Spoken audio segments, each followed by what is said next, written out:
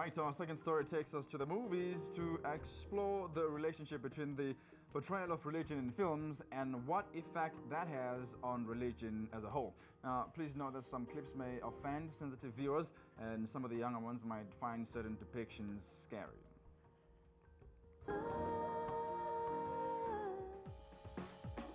Most people enjoy going to the movies and see it as a form of escapism.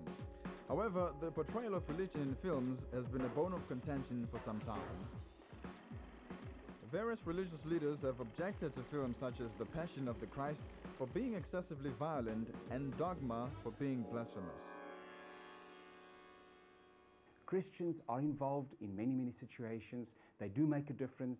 There are many Christians and people of faith that really mean business with God, with their faith, with their convictions, and I think that this reality should also be exhibited.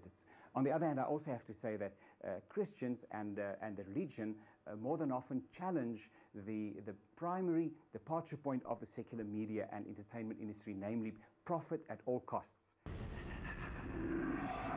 What if I told you that God and the devil made a wager for the souls of all mankind? I don't believe in the devil. You should. He believes in you.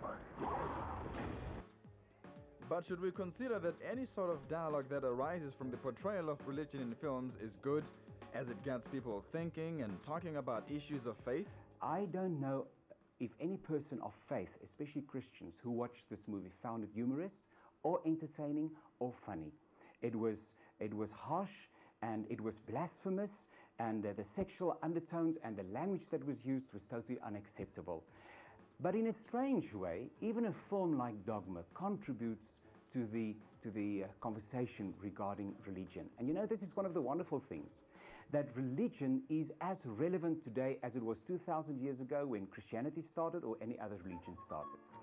Lately, the way that Muslims are portrayed in movies seems to be negative, which can be damaging to the religion as a whole. The truth is that Hollywood is the main medium of projecting these ideas. These ideas might be biased, and therefore it is driven by sensationalism. It's about profits, it's about making money. Why does Hollywood have such a tremendous influence over the mindsets of all races, of all kinds of people universally, without having effectively any opposition, not necessary to see it to its end, but to project a different view that is equally digestible or attractive for debate, and hence finding balance within with that which is portrayed through media. Lesser-known films such as The Message and Lion of the Desert, made in the 70s and 80s, had a more positive depiction of Islam. Stories like The Message, the main role players in that story were not necessarily Muslims, and therefore the critics received that specific aspect of the story negatively. But at the same time, in essence, the message was wonderfully received. But who actually decides which films we see and don't see? And how are restrictions placed on them? The functions of the Film and Publication Board are basically to regulate the possession, creation, everything production related to the film industry, basically. So we actually have regulations that are set out to say what it is that has to be considered in the process of classifying a film, where your examiners, who are the people that classify films, would then follow those guidelines, particular guidelines, to say, you know, this film has violence, and children below the age of 10, for instance, should not watch it. But actually lately, we've been having quite a few complaints around religion. In the main, people are bringing up the issue of blasphemy and all that. But what does the general public think about the representation of religion in films? These films do make me think about my own spirituality in ways that I never thought possible. Sometimes they just make you think about the way you were brought up. Sometimes they make you see things in a way that you never thought you could see them.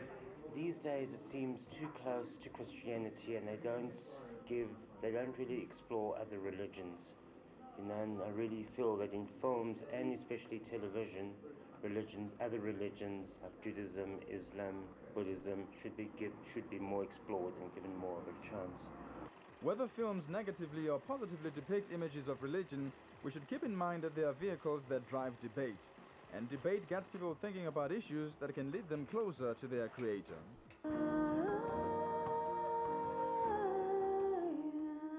Well, different views from different people.